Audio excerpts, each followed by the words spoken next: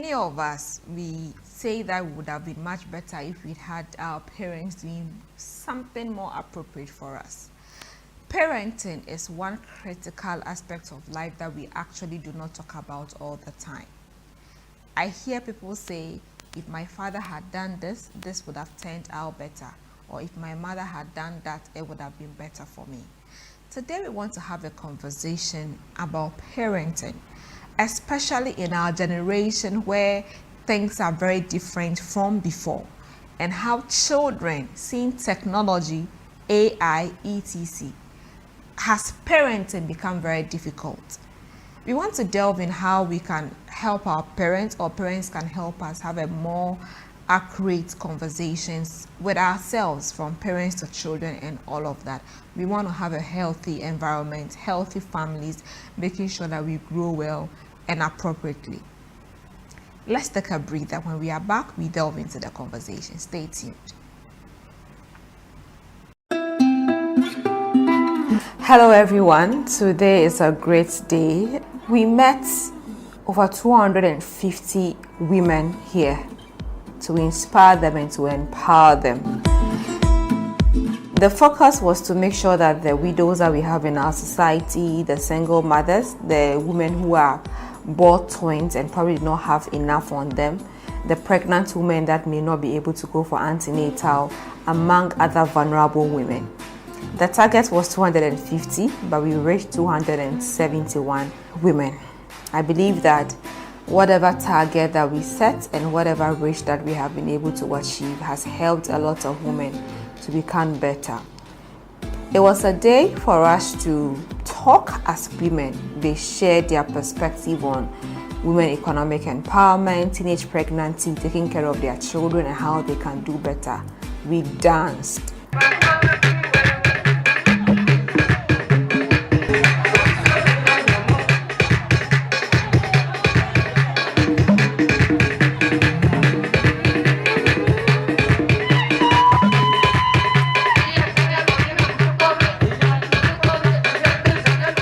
We modeled. We had fun. And I believe that seeing these women chill and enjoy themselves at this point, it's something really amazing. So the Martha Inspires Foundation, with support from few of our partners, we had some donations from the Universal Merchant Bank, UMB, and some individual philanthropists who helped us to make this day a success. We gave them bags of rice, bottles of oil, tins of mackerel, some tins of tomato paste. Some got soap, some got Dettol, some got cloth, some got even macaroni, and a whole lot of things. Clothes, shoes, handbags.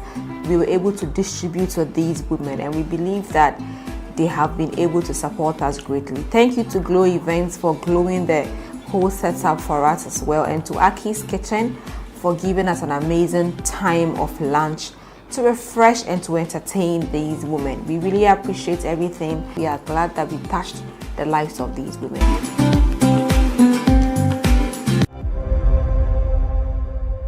Welcome back. I'll be having a conversation with Pastor Maoli Nyado. He's a pastor and an author of many books, and then he's also an academician, if there's a word like that. Yeah, we are looking at parenting in our local setting and the Western setting, or everything about parenting that I believe that it will be appropriate for us to know out there to help parent our children more appropriately. Thank you so much for joining me on the show. Thank you. Thank you for having me. Yes, that if you've watched the previous episode, we spoke about parenting, but we felt that it's more to delve into that. So picking up from the last conversation that we had on parenting, we see that now we have diverse perspectives. Mm-hmm. But before then, maybe if you are joining us on the first time listening to this topic, let's go back to the definition or the explanation of what parenting is, or how parenting looks like. All right, so thank you for having me once again. Okay, so parenting is basically a process of nurturing children, taking care of them, helping them grow to be whom God has ordained them to be. So I love to talk from the biblical perspective, where the scripture says that train up the child the way he should go, so that when he grows, he will not depart from it. So it is taking care. So there are two things. You are nurturing, that means you are feeding, protecting, and all those stuff.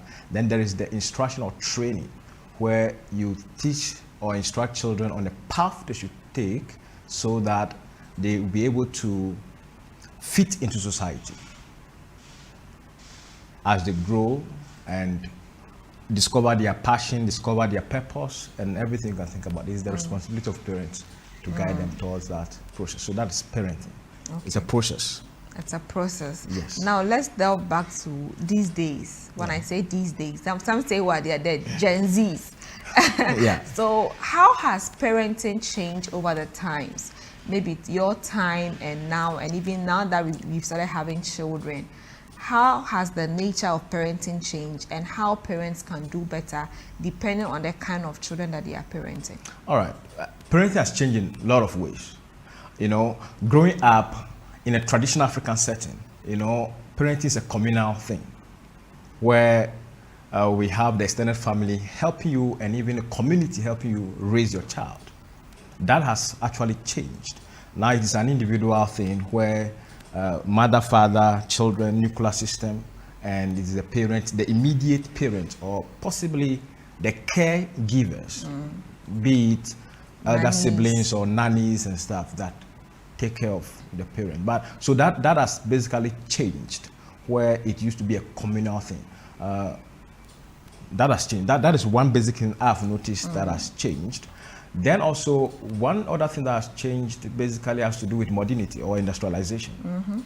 You know, we used to have subsistence farming, and it's a communal thing where we all go to the farm, and now children go to school, parents have to go and look for white collar jobs, go to the office and early in the morning and come back late. Children don't have access to their parents anymore. So a lot of things have changed in that perspective. Yeah. And now we have social media raising our children, technology, AI, YouTube, but that's what is raising our children now. You know, so those are some basic things that have changed. Let's narrow it down to Africa or Ghana. Okay. What is the perspective of that kind of parenting? You've touched a bit on that, where the community raised the child, but now it's a bit different. We are still in Africa, we are still in Ghana. What are we missing? Because based on what you've seen, what you've experienced, what can parents do to become better parents, looking at the caliber of kids we are now raising? All right, so now we are raising, actually, when we were growing up, they say we're paracetamol children. Hey. These children are now Modaquine. Paracetamol, I never heard that. You know, we have chloroquine. And yes, okay, I think some of us are the chloroquine children. Yeah, okay, so what is happening now is that the kind of children we are raising now, they are a different breed. They are technologically advanced. Give a phone to a 2-year-old, he or she could navigate through the phone. True. Those two of us who were born before computer, we are still adjusting to even using the phone. So that is what has actually, that's the breed of children we are raising now. So children must balance, parents must balance the cultural values or the cultural perspective of raising children to the modern perspectives. Okay. And it's very important, because whether we like it or not, once you take your child to school, he or she is exposed to different views, different perspectives, and then is influenced by some of these things that we read in books, we watch on the TV, and everything you can think about. So there are all sorts of influences that are raising our children now, which used not to be the case. And now in the schools, when kids are on vacation, parents are not happy. Yeah. They want their kids to spend more time in the school than at home. And I think that has also increased the, let me say, negative effects on the kids. Unless you have a very good school that also prioritizes cultural values and trying to implement these things on the kids. Now, let's take it one by one. I want us to look at, now things have changed. What is the better way of communication to kids? At first, your mother looks at you and you understand what she's trying to say. at first when a visit, like you are in the home and you are having a visitor, and once the visitor is entering, the atmosphere, you can't sit there. But now you have kids where they are visitors, and you see, I'm like, Charlie, if you were born at, so how do parents, or how can parents communicate effectively with their children to become better children? Okay, so it's very important for us to know that there's a proverb actually in Ewe.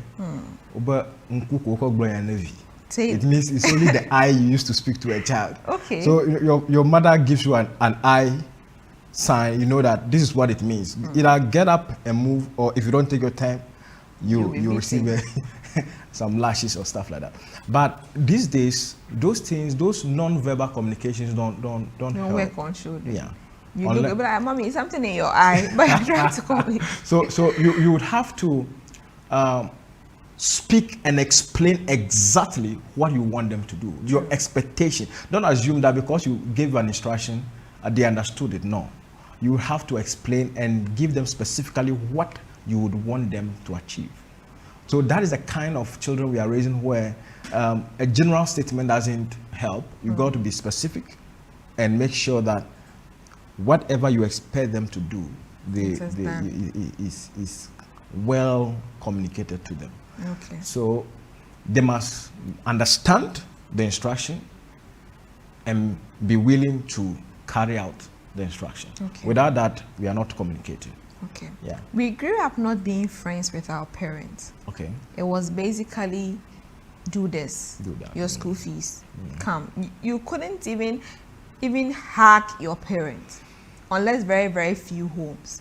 But now we are encouraged to build friendship with our children, so that they can trust us and talk to us than to talk to other people. How do we build trust with our children so that they can believe what we say?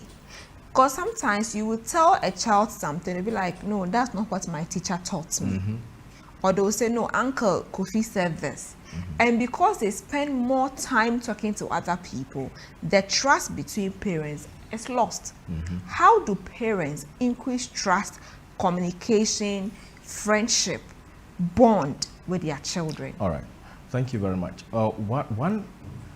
One thing that is very important to building trust, I believe, when we do what we call strategic faith development among children, it will help them develop trust. I take my mind back to what God told the Israelites in Deuteronomy chapter 6. So he says that these laws that I give unto you, inculcate them. That means hit them into the life of your children. Okay. And one of the things that I pick from there, first of all, is that he said, love the Lord your God with all your heart, with all your mind, and with all your soul. What this means is that you must be a role model for your children, that they see you doing what you say they should do. Then they copy from you. That is one. Two, when you say this is not right, they shouldn't see you doing it. Three, it is not wrong for parents to admit once in a while that maybe I don't know this, I don't know that. I will go and find out and give you an answer. If you are not able to, if you give wrong answers, you try to, sometimes when we're growing up, our parents dodge questions. They tell you children don't ask such questions, or you are too young to know that. You know, these children are very inquisitive. The ones we have now, they ask all manner of questions. So for you to build trust with them, they must see that you do what you say you do, you act what you say, and also if you are wrong, admit that you are wrong. If you are right, admit that you are right. You understand? So another thing is that when children confide in us and tell us things that are personal, they should have the confidence that this is a secret between I and my parent, and it will be kept a secret.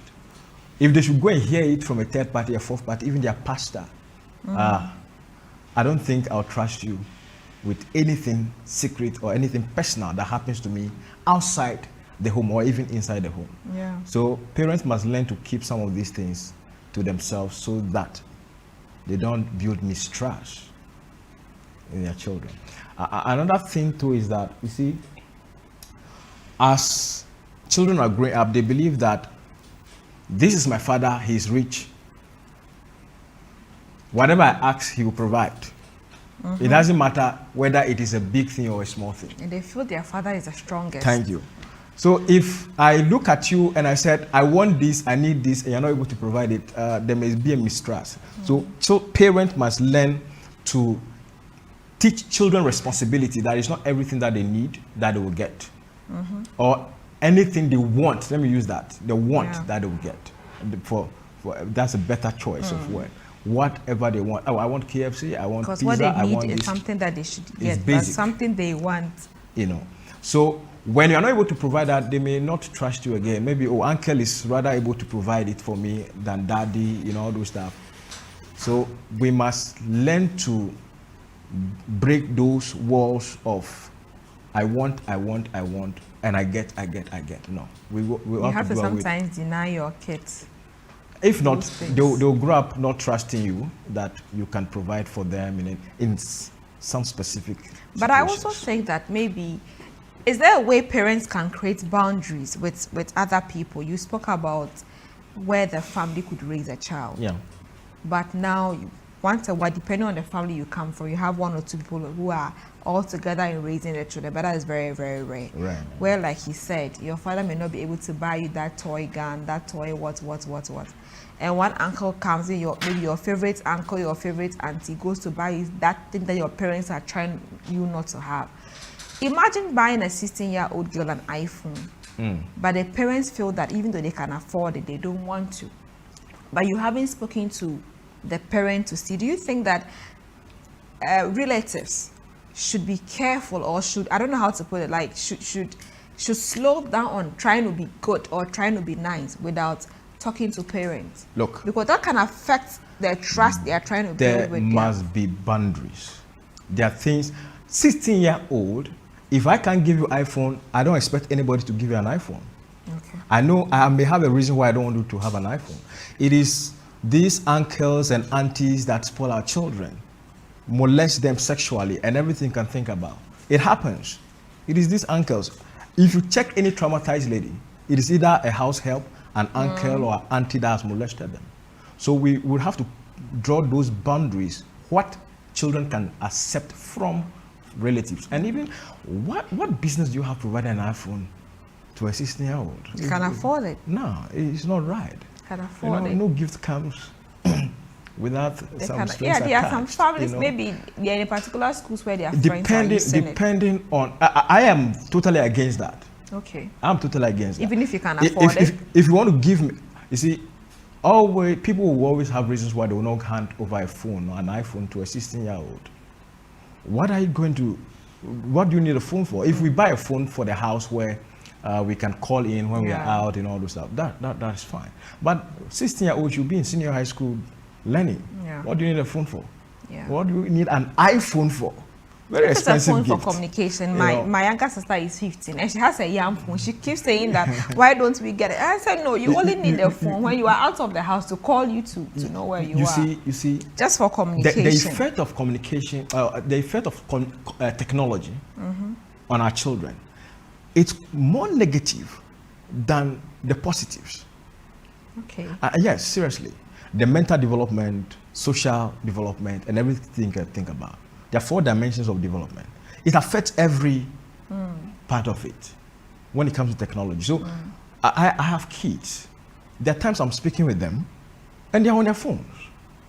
I don't, frankly, if you ask my wife, I don't give phones to my children. They don't touch my phone. I said, no phone, no TV, and there's no phone, no TV. Go and read. I go out, I'm coming back, I'm bringing books. I'm not buying any toys. That's because you are practicing it. Yes, because I feel that it is better to develop personal relationships, spiritual relationship, and everything you can think about, mental development, than wasting our time on social media. Okay, it has negative effects on the children's development, mental development, than it's positive. They may learn to speak, all those stuff, but they only learn to communicate within themselves today it's very difficult for people to make call. Ask those in the university, they prefer to WhatsApp Text. you or There text are you people that make a call. that say that if it can be texted, why do you call?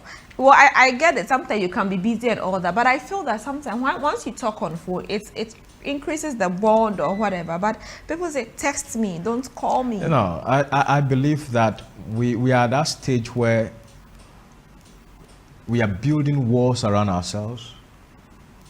We are becoming individualistic because of these things. It's my phone, it's my personal stuff, you know. Or it doesn't help us.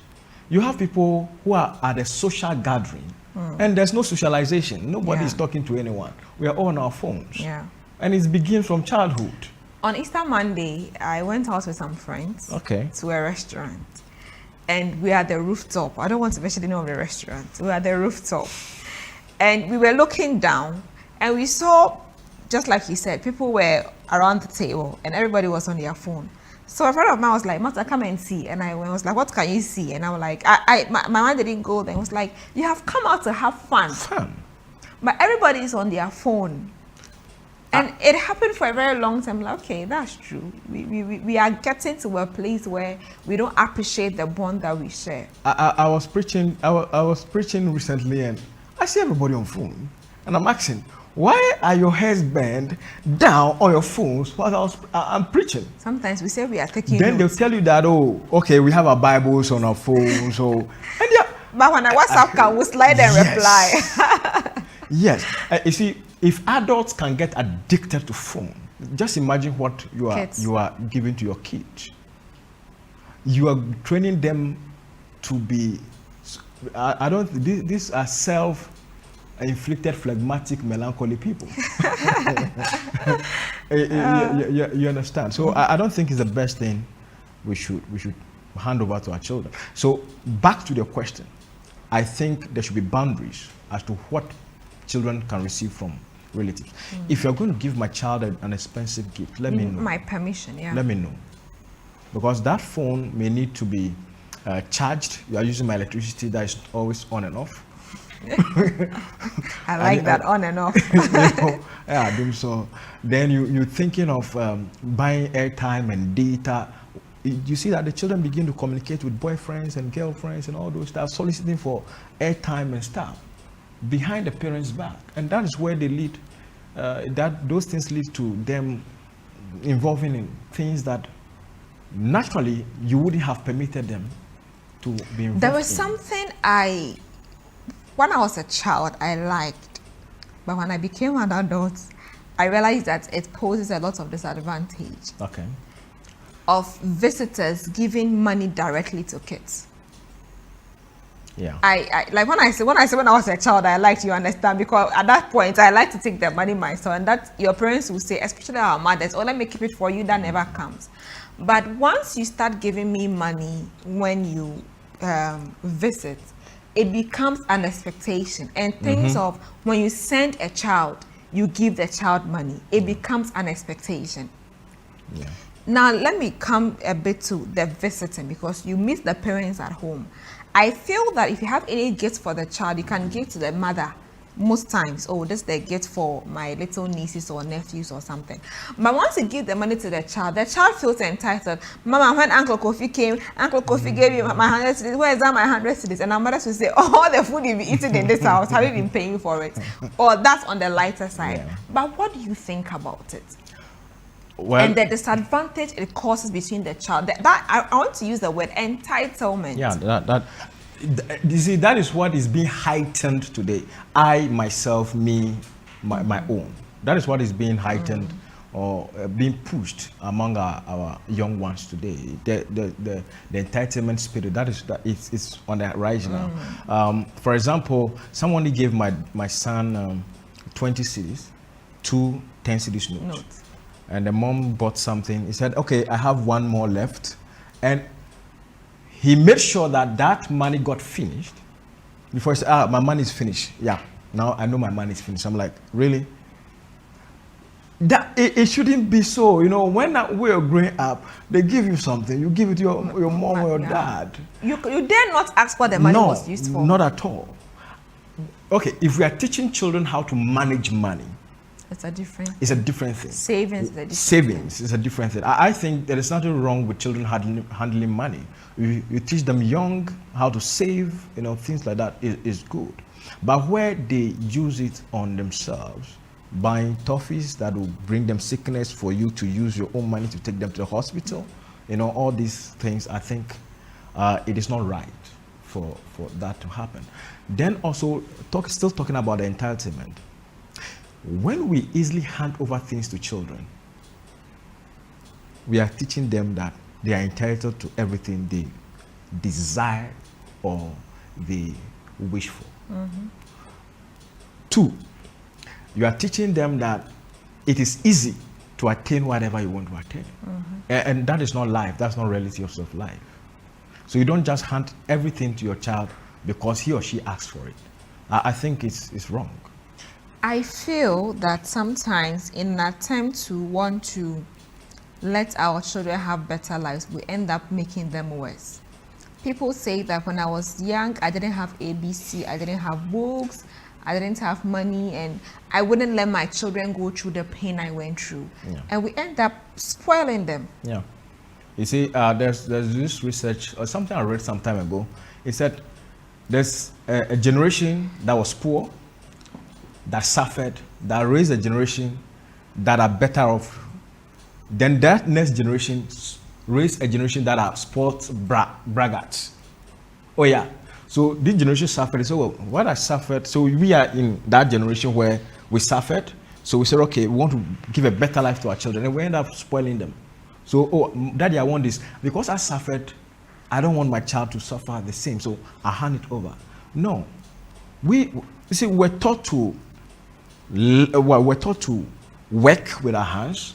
We worked for what we got. We had to work to eat. Everything around us was work. So you work and end. This time around, I want DSTV, I want this channel, and hello, well, not in my house. No, seriously, you see, I grew up, and I wouldn't say in a poor home, but it was not that rich. Okay, at least I could eat thrice a day. Sometimes, what you eat, only God knows what you eat. I wouldn't want to go into that. My father, to fill your stomach. Yeah. We didn't eat. I have my child comes to me that I don't like this, I don't want that. I went to the restaurant recently, we bought food, and then I don't like this one. I'm like, oh God, have mercy on me. As first, you dare not say that. I remember this time in church, and someone, I don't want to mention the couple's names, and they were talking about what they are going to eat after service, and the children was like, Daddy, me, I want jollof with chicken. If there's no chicken, I'll not eat. And the father said, children don't talk like that. Say, I want food. Wait, they give Thank you. You ate what was served. If there's no chicken, that's like a 6-year-old boy. If there's no chicken, he will not eat the food. No, so that spirit of entitlement, I think we have to teach our children that you don't get everything you want. I think and there's nothing wrong. You don't with get that. everything you want as a Even child. Even God does not hand us everything we want. I wanted to go there. Like sometimes God doesn't. I use the word God doesn't mind you. That makes it easier to understand. Yes, because He feels that at that point you don't have the capability to handle certain things. Yeah, God is. We are God's children, and we have to use God as a model to know that it's not everything that we want. I'm using the word want, not need, that we get. It can happen. As I'm here, there are a lot of things I want. A lot. But have you observed that there are times that you actually get the things later and you begin to appreciate why you got it later? Thank you. So God's timing is the best. I believe that whatever we desire, whatever we wish for, it is in the womb of time. When it is the will of God, it's birth. At the right time. At the right time. Yes. When God says my time, that's it. I don't like it when I see it in the scriptures, because God's time can be any time. God's time is never your time. You see, God teaches us patience and endurance. One of the things I think we should go back to the old translation where they use long suffering. Well, endurance is just too polished. Long suffering. Amplified version. Long suffering. Then you know that you learn to be patient until it comes. Yeah. But we don't see this in our children. So I believe that our current generation, my generation, may be failing our children. Seriously. Without knowing that we Without are actually knowing. Yes. failing them. So you have a child wake up, first thing, oh, I want phone. I want Tablets, they are games. Those tablets. I want your phone. I'm like, really? You want your phone? My son comes and says, oh, tells the mother, ask for the mothers. Mothers, please. Please. Let me take a break and come so you can want the mothers. the mothers are spelling as a. Please. I don't think my mother spoiled. Anytime I hear that, I don't think my mother spoiled me. I beg you, please. No, me, my mother, she didn't spoil me, cry. It's my father who never beats me, but my mother. Let's take a break. When we are back, we delve into more. Stay tuned. With my team of experts, we bring to you the Reflection Show, a show that focuses on addressing issues young people face, helping them to unearth their potentials, and giving them nothing but the best avenues in helping them solve issues that they may face in their young age. Join me, Martha Inspires, every Thursday and Saturday at 8:30 p.m. on Truth TV, the Reflection Show, restoring hopes. I believe that this episode is helping us to understand that parenting in this age or in this era has significantly changed, because what we saw first and what we are seeing now and what we'll see later might not be it. Just as we are adapting to new strategies to learn, to work, to grow, I think that parenting is one aspect that we do not have to neglect. We have to grow very well. And you see, we are not paying attention to that because everybody's busy working. We are prioritizing career, education. I want to have my master's, my degree, my PhD, and all of that. I want to have the best company. I want to get married. And I had someone say something to me last week that really sank into my spirit. And the person said that marriage is tough. And I was watching a video by my mentor, Henry Giftianti, where they asked her about what marriage was. And the person was telling me something about it, that you can't say you love someone until you have seen them in their worst state. We anticipate to have children who will grow and become great and amazing and all of that. What happens if you have a child who is autistic, who has autism, a child who is mentally unstable, a special needs child, a blind child, a deaf and dumb child? Or you get married to your partner and after 6 months, after 1 year, they have an accident and they lose their legs. What happens if someone, ever since then, I have thought about it. If this guy I think I love so much should have an accident today and lose that fine face probably I'm admiring, or lose his legs, am I sure I can actually be in that relationship or in that marriage? Okay. Moving that into parenting or having children, there are times that we have children who turns out to be different. I go and tell it all, and I see a lot of parents complaining that their children are not good academically. There was this story one woman kept that the child is 13th out of 40-something children, and she's crying. And one woman came and said that the child was 40, who had cried. She even prepared chicken and what. So how do we understand the different needs? Everybody wants their children to be first, because parents are not telling us the truth.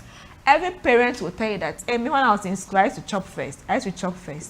So let's look at that. What happens if your child do not turn out to be what you expect them to be? Okay, so your question is compound. Very compound. I'll try and speak to the various aspects. Now, beginning with the performance in school. You see, I don't look at the positions in class. You can have someone scoring 90, 95, 90, 80 style, and the person is 13th in class. So I prefer to look at the scores, okay, assessment than the position. But when you move that child to a different place, the person might even be first. No, what I mean is this. So that school the child is in, there are 47 people, she's gotten 13th position or 15th position. Now, look at the scores. English 90, this math 90. That is the actual performance of the child, not a True. position. True. So we have to pay attention to some of this. True. This a brilliant child getting 20th position because of the number. Maybe so, you know, when you do the cumulative assessment, you see, if there are 10 people who had the same average grade, either with me, they are all first. Yeah. So the next person becomes Second. not necessarily second. Okay. If there are 4 people who are first, the next person is not second. The next person becomes fifth. Okay.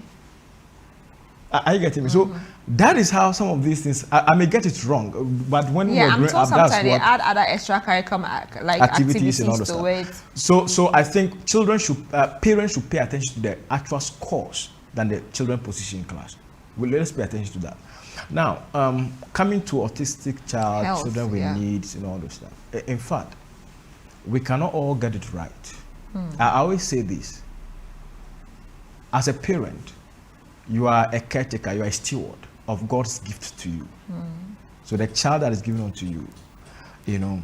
So if you end up receiving an autistic child or a physically challenged child or stuff like that, that is your lot. That's your cross. You may have to carry it.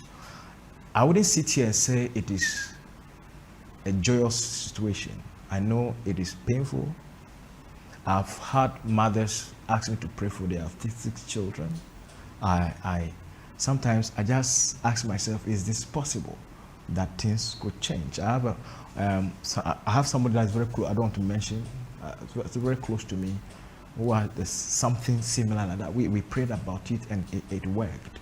The child is now speaking and stuff like that. So I know it can be challenging. As a city, I can't tell you that do this or do that. But I think those people also deserve love and training. So whatever need that we need to help them, there are special schools that are helping these children now. Let's look for those who are been trained, the therapists who are trained to help them, speech therapists, audio, those neurologists and all those stuff. They can help in this thing. You see that my tone has come down. It's very painful. It's very painful because I keep saying that no matter how you know about it, you never understand as compared to the parent. Yeah, but the basic thing is this: every child deserves love. I always say that the English word love is quite limited. One of the things that keep parents or people in marriage is what I call the practicum love. It's practical love. It is not found anywhere. It is found only in marriage. For example, it's in one of my books. For example, you have a beautiful lady like you. We get married, and then, like the example you gave, accident, deformity, and all this stuff. Will I still love you the same? Would I want to stay with you? You have somebody in a vegetative state for many years. The person has stroke. No sexual intimacy, nothing. The financial responsibilities and things. It takes practicum to stay with that person. And the best example we can give is God loving us in every state that we are in. Whether good or bad, He still loved us. So that practical love is much needed when it even comes to children with special needs. Very, very important. Without that, you may one day try to poison that child. There was this girl that is confessing on social media now that she went anonymous. She got pregnant, had a child for like 4 or 5 months, and she got the opportunity to travel to the UK. And she can't obviously go with the child. There was nobody to take care of the child, and she killed the child. God have mercy. That's a parent. Yeah. And I want to, so it's taking me to my next question. Okay. Do you think we haven't understood parenting well? Because I feel I'm not a parent yet, but there are times that with some people I see as my kids or my younger siblings, there are times that I make certain sacrifices for them, and I want that, like how parenting would be like, having to probably even change jobs, stop working, and just because you want to raise the children. Yeah. Do parents understand that sometimes they have to deny themselves of some of the things they have to do. Probably, you know, someone said that if you want to know who a mother is somebody whose schedule is according to the child's availability. So if you want to invite a mother, like one of my mentors, if you want to invite her for an event and stuff, she has to check if the child school or whatever will be available for that. Yeah, you see, parenting is a full-time job, and parenting is sacrifice. I can tell you that once you give birth, your life, everything is centered around a child. Hey, then that's what some of us God haven't given us children yet. Everything is centered around a child. Seriously, unless you have means where you're able to get nannies and stuff to. Even at that, you still need to bond with. Yeah, but still, probably. You need to bond with a child. So, in fact, parenting is one of the most difficult jobs you can find. So all the moms around, all the moms, and then those who are in full-time housewife job. God should bless you. They are doing, but they are doing a wonderful respected. Job. But you see, no. Some housewives are not. You know, we feel that question that when guys ask I want to blow them, like, what do you bring to the table? Like, you can ask a woman that question when she's like at home taking care of the family. So in parenting, I believe that is something that should be more appreciated. Yeah, we need to appreciate our parents more. I'm using parents, not only mothers. You see, let me tell you something. If I'm a sit-home dad, I may just have to do exactly what my wife is doing. If she were working, bringing money to the family, but caring for children, God has designed women for that purpose. That's true. I believe that the gender role of taking care of a child is a female thing. It is not a male thing. Frankly speaking. Even though men can do it, but we have the specialty. The specialty, you see, the patience mothers have, the threshold of endurance of pain and stuff, it is higher than men. You know, a woman who goes through labor for 2, 3, 4 times and still wants a child, you can imagine that, Charlie, these guys are, the women are built differently. I'm told at the labor room, they said they won't give birth again, but they go back. Oh, but they go back, you know. So I think women are doing a wonderful job. I wouldn't sit here and say that they are not. They are doing a wonderful job, and we need to appreciate them for that. I sit in the house with the children for just 2 hours, and you know, even the daddy alone sometimes irritates me. You know, I'm reading, I'm preparing a sermon, I'm trying to finish something. Oh, mercy. You know, so and sometimes it explains why mothers always get angry. It's like they're always shouting and and you hardly hear the men. I'm told mothers fear the silence of their kids than when they are making noise. Yeah, that's a fact. Even myself, when the children are doing or moving helter-skelter up and down, then all of a sudden there's a silence. The next thing I'm expecting is a loud cry. You know, if it doesn't come, that's worrisome. So you want to go out and check. So mothers, I think God has built you for that. We can't take that from you. That's why I don't appreciate it when we fight too much for gender equality. In quotation, okay, because there are things that are designed for women, and there are things that are designed for men. I think that aspect, let that misunderstand the kind of gender equality we are fighting for. Let the clarity be there. Let it be there that, look, you are a woman, this is your role. You are a man, this is your role. It's just naturally designed by God. Let us not mix the two. Now, asking what you bring onto the table, I think it's a financial thing. That's and it true. is this, you see, when women are fighting for the gender balance, gender equality, is the money. So what money, so the question should be, what money, how much are you bringing to the table? And that is in a relationship. As a married man, as a Christian, I know that it is my responsibility to provide for my family. Whether my wife works or not, I must make sure there's food, there's water, whether there's doomsday or not, there's light. And there's everything, every basic need. But that is my responsibility as a married Christian man. Whether my wife works or not, there must be food. There must be shelter. Children must go to school. If the woman works and brings some, that's fair But there are enough. some fathers you see who punish their wives. I don't know how to put. Let's say they're supposed to give money to it, like for the upkeep for the kids, and because there's a misunderstanding with in the marriage, they don't do that, and the kids sometimes even their school fees are not being paid. Okay, well, I can't speak for every man. Those are some foolish men we have in the society. but look at this. You see, mothers, you can edit that out. Yes. Mothers, let me say this. Women, learn to acknowledge the men before your children. When they pay the fees, when they give you money to buy things for the children, let them know that it is the father that has given the money for these things to be purchased. Because you see, as I'm here, my wife is with the children. I said, okay, go to town, buy this, buy that. I come home empty-handed because I know I've given money out for things to be bought. Oh, I want ice cream, I want this. And I buy the thing, I give to my wife. She hands it over to The kids. the kids. The kids believe that, oh, mommy, thank you. You know, that we don't receive that. So let it be known that it's your father that has done this. Women must learn to do this. If not, you see that children grow up celebrating the mothers more than the fathers. That's how Mother's Day we are Yeah, making so much no, noise. Look, Father's Day, look, nobody let me tell you hears something. about it. I say this. The man carries the burden of the family. The woman, the children and everything, but the children don't see this.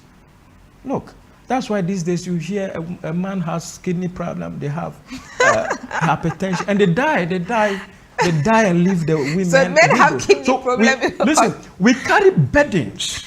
We carry the family burden, you know, so we have to pay. And then also, let me say this, then I can. The women, when you get your money, support your husbands. Once you want to be a cooperative wife, you want to be a career woman and stuff, please, your money is not your money. Your money is still the family's money. God said you are a suitable helper. So you are helping us.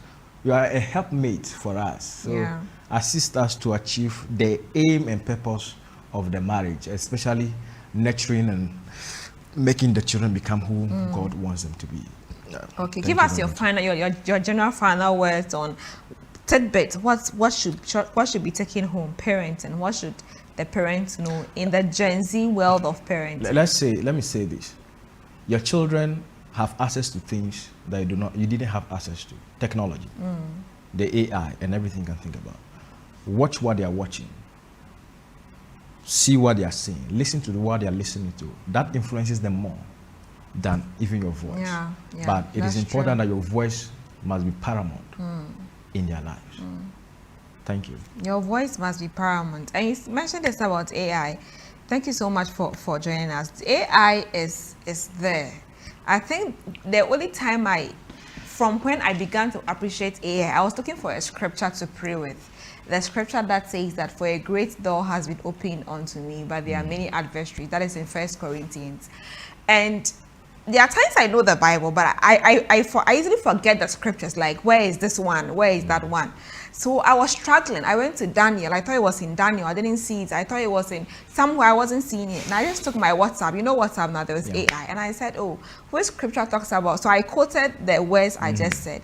And it comes in 1 Corinthians. I'm like, okay, AI. This is what I'm trying to say.